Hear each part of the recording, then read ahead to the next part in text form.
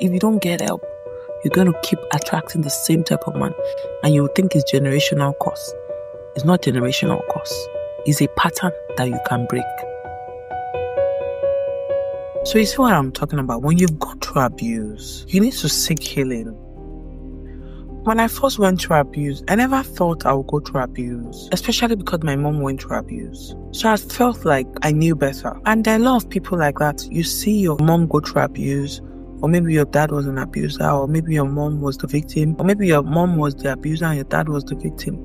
Either way, but you grew up in a family that was that dysfunctional, and you think it's okay for you to just go about life without seeking healing. I remember during my bridal shower, somebody had asked me, what's the deal breaker for me to live a marriage? And I said, polygamy. I cannot stand somebody cheating. I never even thought abuse was, because guess what? It was normalized in my head. Because a week to my wedding, I'd called my mom, someone close to me, that I didn't want to go ahead with my wedding. That I was afraid that my ex-husband would be abusive. I was scared. I'd seen some behaviors before the wedding. And because I was so gullible, I couldn't make decisions on my own. I had very low self-esteem. I couldn't make the right call. And there were these prophets that deceived my dad into thinking that my ex-husband was my husband because they wanted to collect money from my dad. And my dad was desperate to have grandkids. And I was the pawn in the whole story. And I also believed them when they told me it was my husband. And guess what? When they told me it was my husband, it wasn't even my boyfriend then. It wasn't my type. I didn't like it.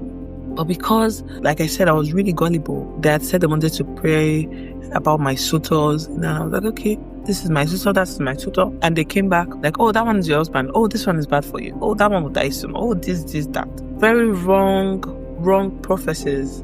That is not of God, wrong visions. Anyways, to cut a long story short, you might be in that situation whereby you had said no, you did not want to get married. You had seen that the person was an abusive person. You saw a red flag.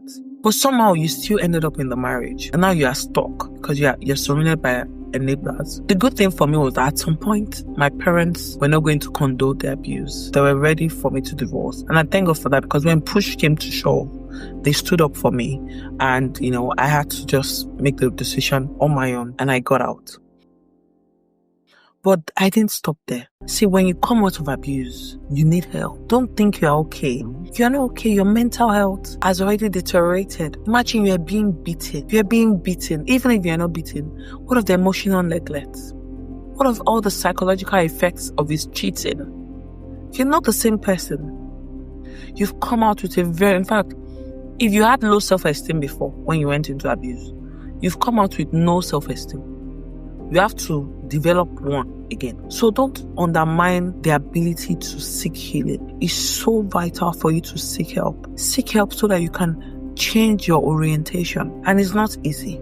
It's not a very easy walk to walk, because you start to find out that even some of your friends are enablers. You start to find out that even some of your family members are enablers. You start to find out that maybe your best friend is an enabler. And you will have to do away with so many people. And you'll go through a journey of isolation at some point. And this time around, it's not isolation from your abuser. It's isolation because your vulnerability is not more serving the people you were serving before. Because the vulnerable you that would say yes, and people please is now saying no. And when you want to be vulnerable, your level of vulnerability now is now different. You choose when you are available to help them. Now it's no more serving the communities, the people that are toxic around you. So they will start to pick up fight, and you will look like the difficult one. You're not difficult. It's just a journey in your self-awareness. And you're beginning to understand yourself better. You need to set those boundaries, and it's going to help you. So seek healing. Because if you don't seek healing, you will attract another abusive man. I have so many stories to share with you. I pray that you don't attract another abusive man, because I was once in a group session with a lot of women that were victims and had gone through abuse. And I witnessed some people that had gone through abuse 4 times. Some more times than you'd ever even think of. Some were already on drugs. Their children were already taken from them. I felt so bad. And he also helped me. Seeing those women, he helped me. I wanted to seek help. I wanted more help. I wanted to be really fine. Because I realized that if you don't get help, you're going to keep attracting the same type of man. And you will think it's generational curse. It's not generational curse. It's a pattern that you can break. And you need to break it. Because enough is enough. Kílódé?